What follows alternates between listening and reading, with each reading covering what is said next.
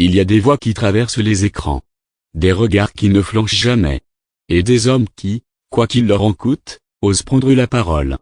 Quitte à déranger. Dans le paysage médiatique camerounais, Ernest Obama est l'un de ces visages qu'on n'oublie pas. Charismatique, cultivé, éloquent, parfois controversé, souvent incompris, il a su imposer une nouvelle manière de faire du journalisme, engagé, frontal, sans faux semblants. Aujourd'hui, on vous raconte l'histoire d'un homme passionné, d'un leader d'opinion, d'un journaliste devenu symbole de courage et d'ambition. Voici le parcours d'Ernest Obama, un homme qui ne baisse jamais la tête. 1. Des origines humbles à l'excellence académique. Ernest Obama, de son vrai nom Dieudonné Ernest Obama, est né le 24 avril 1980. Dès ses premières années, il montre un goût profond pour le savoir, l'analyse, et surtout, la parole bien construite. Il obtient une licence en philosophie à l'université de Yaoundé, puis poursuit jusqu'à une maîtrise en philosophie morale et politique. Mais c'est dans l'univers des médias qu'il choisit de mettre ses talents au service du public.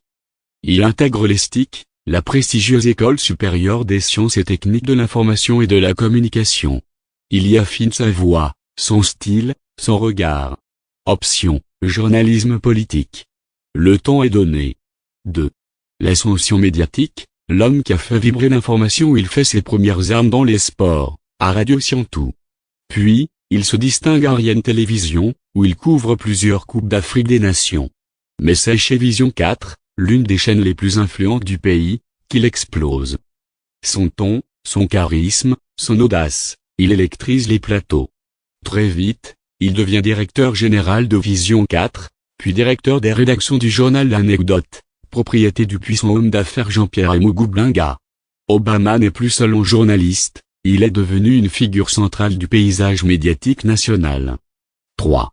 Le football et le verbe, aux côtés de Samuel Eto'o. Ernest Obama n'est pas qu'un homme des studios. C'est aussi un homme de stratégie et de communication. Lors de la campagne de Samuel Eto'o à la présidence de la FECAFOOT, c'est lui que l'ex-international choisit comme porte-parole et chef de communication. La confiance est totale. Obama prend le micro, affronte les polémiques, et contribue à faire basculer l'opinion.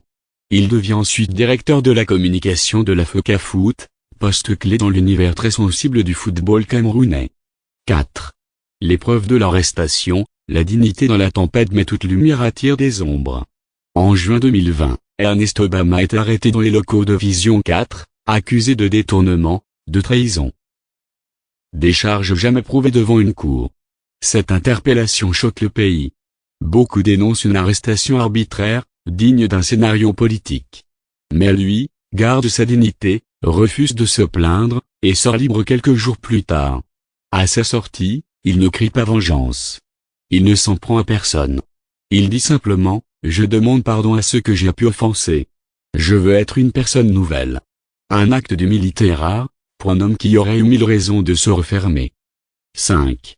Le renouveau, entreprise, leadership, et reconstruction. En 2021, il est nommé directeur d'Omni1, une chaîne d'information continue. Il y impose rigueur, discipline, vision éditoriale, et respect du public.